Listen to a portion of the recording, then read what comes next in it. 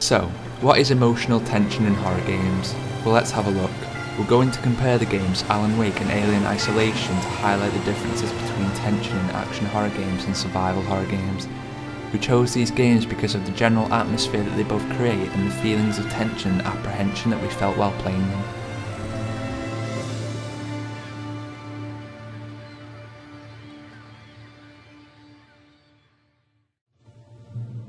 Both games contain dramatic and gameplay tension, but what do these mean? Dramatic tension is the essence of storytelling, whatever the medium, or in other words, empathy or identification with a character or avatar. For example, if we look at Alan Wake, the story plays a large role in creating tension, as he is an average person going on holiday with his wife to a small town in the middle of a forest, which players can relate to. On the other hand, gameplay tension comes from the player's desire to overcome a challenge and his uncertainty about whether he will succeed or fail. The characters or storylines don't affect gameplay tension. The aesthetics link with both dramatic and gameplay tension. For dramatic tension, it is used to reinforce the emotions related to the character, whereas in gameplay tension, it helps to regulate the challenges and degree of uncertainty. Both are important factors in Alan Wake for creating emotional tension. As you can see, it's dark, foggy, and there are many trees and obstacles where something can hide behind. There's a big contrast between night and day, darkness and light. You are never safe in the darkness. However, when you find a light source, you will be safe from the enemy attacks, but this also gives you a full sense of security as the light can suddenly disappear, leaving you vulnerable.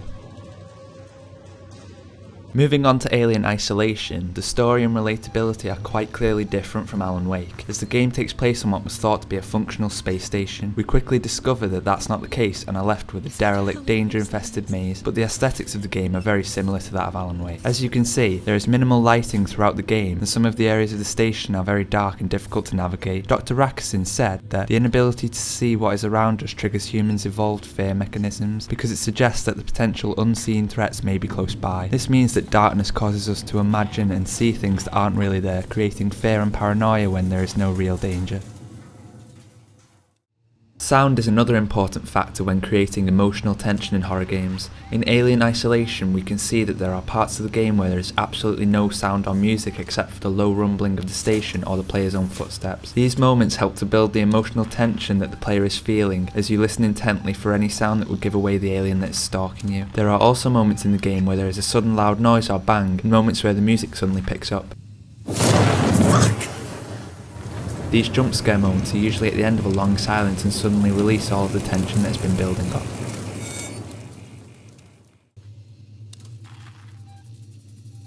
As you can see by this example of the sound timeline during this scene, the sound is very quiet and steady until it increases in a sudden burst upwards and startles the player.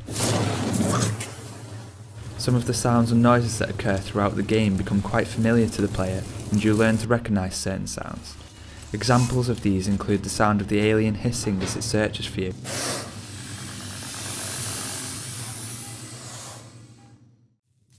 as well as the sound of the alien as it runs through the vents. These keep the player on edge and are sometimes jump scares themselves. Resources are often an important factor in horror games, which is clearly experienced in Alan Wake. Ammo is scarce, causing you to either save it for harder battles or to hope to find some further along. It's the same with batteries, as you need light and ammo to take down your enemies, adding another resource to be on the lookout for. Reloading and adding batteries are also vital parts in staying alive, as you need to put each bullet into your gun, which is enough time for you to be overwhelmed by the enemy. All these factors combined creates a sense of tension as you try to overcome the challenges of maintaining resources and defeating the enemy. In Alien, the same is true with ammo and parts, as these are very scarce and almost useless, which adds further to the tension as you feel helpless against your enemies. Another gameplay mechanic in Alien is the motion tracker. As you can see, this device beeps and shows an approximate location of any enemy nearby, but only in front of you. Due to the game taking place in a maze of corridors, the motion tracker is ambiguous and hard to read. This creates even more tension for the player, as they know that the enemy is nearby, enough to show up on the sensor, but still not fully aware of exactly where they are. Sometimes the best way to scare the player is when you do nothing at all, by creating an atmosphere where the player thinks they are about to be attacked. The presence of an enemy nearby and confirmation of its existence in the player's vicinity is frightening, as well as the imminence of a threat or the likelihood that it is about to happen. These are also effective ways of creating tension for the player. Perrin also said on the subject of horror games, fear is broadly conceived as a negative emotion related to the perception of a threat. When we become aware of a danger, we are knocked off balance. We start to anticipate what could happen next and begin to dread that the threat might materialise itself. It might finally be when we are afraid that we are telling ourselves the greatest short scary stories.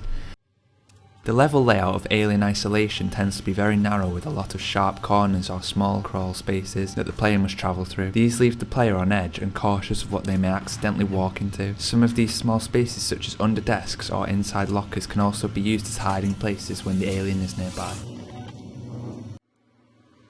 In this scene, the player is hiding inside a locker. There is a small gap which is the player's only view of the outside, and this leaves them to make the decision of whether the coast is clear so that they may leave, or whether to remain in hiding. We can see that something is walking in the distance and covers these lights, which limits the player's agency, forcing them to remain in hiding. At this moment, the player knows for sure that it is the alien that is stalking them as it walks into the light. The tension increases as the player now realises they are backed into a corner with no escape. This, combined with the escalating music and the familiar hissing of the alien, further increases the tension and fear that the player is subjected to. There is an extremely brief moment where the alien is so close that it would be able to hear the breathing of the player, and they then have the option to hold their breath. Failure to do this can result in being discovered. This is another example of gameplay tension. In conclusion, we have discovered that there is a good balance between dramatic and gameplay tension in both games. Alan Wake uses a lot more dramatic tension through the use of story and cutscene. Alien, on the other hand, uses a lot of gameplay tension such as the motion tracker and hiding places, as well as the inability to combat your enemy. Both games, however, use a mixture of both, which complement each other in creating a successful horror game.